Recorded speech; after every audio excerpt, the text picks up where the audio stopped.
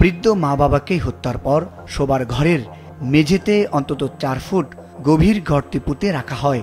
সন্তান হয়ে মা বাবাকে কিভাবে হত্যা করলো?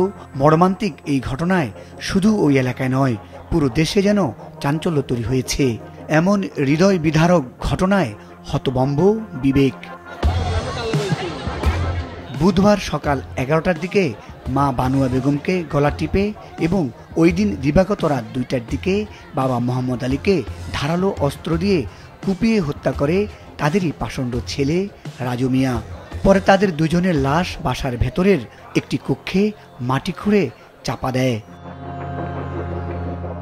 নিহত ব্যক্তিরা হলেন ময়মনসিংহের ত্রিশাল উপজেলার বৈলর ইউনিয়নের বাঁশকুড়ি গ্রামের 70 বছর বয়সী মোহাম্মদ আলী ও তার 60 ঊর্ধ্ব স্ত্রী বানুয়া বেগম। স্বজন ও এলাকাবাসীর অভিযোগ, অনলাইন জুয়ায় আসক্ত ছেলে টাকা না পেয়ে বাবাকে কুপিয়ে ও মাকে শ্বাসরোধে হত্যা করে। চাঞ্চল্যকর এই ঘটনার পর অনলাইন জুয়া ও মাদক বন্ধে ব্যবস্থা নেওয়ার দাবি জানিয়েছেন তারা।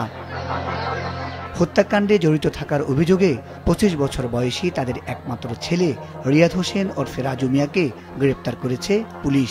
গতকাল দুপুরে তার মাকে এই আলোচনার এক পর্যায়ে মাকে হত্যা করে, মাকে গলা টিপে হত্যা করে এবং রাতে তার বাবার সাথে সে এক বিছানায় শয় এবং 12টা থেকে রাত 2টা পর্যন্ত সে ঘুমন্ত অবস্থায় ছিল।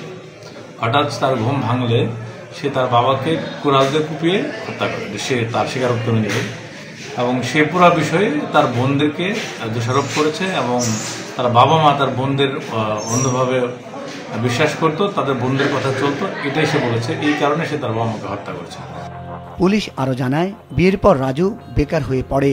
এ নিয়ে সংসারে অশান্তি চলছিল। রাজুর 11 বছর বয়সী একটি মেয়ে সন্তান রয়েছে। মুজাহিদ সাকিব, মাছরাঙ্গা নিউজ ডেস্ক।